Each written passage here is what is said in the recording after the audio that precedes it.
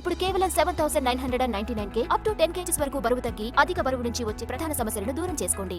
Smart నైజాంలో ఎన్ని థియేటర్లో release అవుతుందో తెలీదు కానీ ఎన్ని థియేటర్లో రిలీజ్ కాకుండా పోతుందో అనే ముచ్చట ఎక్కువగా నడుస్తోంది.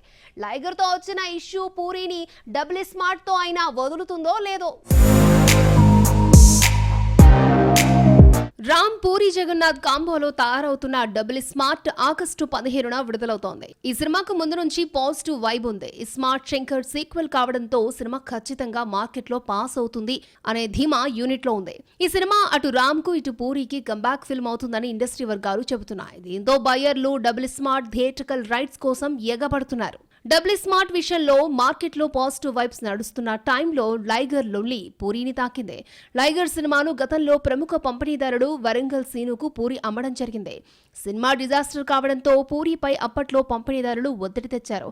అయితే అప్పుడు జరిగిన అగ్రిమెంట్స్ కారణంగా నష్టపోయిన డిస్ట్రిబ్యూటర్స్ కు ఎలాంటి ప్రత్యామ్నాయం చూపలేదు. ఈ రీజన్ తోనే ఇప్పుడు డబుల్ స్మార్ట్ తాలూకు రైట్స్ మాకిచ్చి నష్టాన్ని పూడ్చమని డిమాండ్ చేస్తున్నారట. నిజానికి ఈ మాట అనాల్సింది వరంగల్ సీను, కానీ పంపిణీదారులు అడుగుతున్నారు. ఈ సెటిల్మెంట్ జరగకుండా నైజాంలో బాధితులెవరూ డబుల్ స్మార్ట్ ను తమ చేతిలో ఉన్న థియేటర్లో రిలీజ్ చేయకూడదని భీష్మించు కూర్చున్నారు. లైగర్ సెటిల్మెంట్ లో పూరితో పాటు చార్మి కూడా ఇరుక్కుంది. అయితే వరంగల్ సీనుతో చేసుకున్న అగ్రిమెంట్ ప్రకారం ఇష్యూను కౌన్సిల్ ద్వారా సెటిల్ చేసుకుంటారని చెబుతున్నారు. అటు బాధితులను డబుల్ స్మార్ట్ రైట్స్ తీసుకోమంటే అంతైతే మేమివ్వలేమంటూ తక్కువగా అడుగుతున్నారు. అలా ఇస్తే పూరి చార్మికు నష్టం. మరి ఈ ఇష్యూస్ అన్ని ఎప్పుడు తీరుతాయో తెలియకుండా ఉంది. పరిశ్రమ వర్గాలు చెబుతున్న దాని ప్రకారం లైగర్ బాధితులకు సెటిల్ చేయకపోతే సినిమా ఆగస్టు 15కు రిలీజ్ కాదు అనే అనుమానాలు వ్యక్తం చేస్తున్నారు.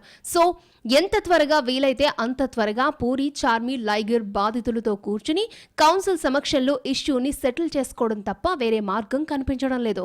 ఎటు చూసినా డబుల్ స్మార్ట్ కు డబుల్ కష్టాలు కనిపిస్తున్నాయి.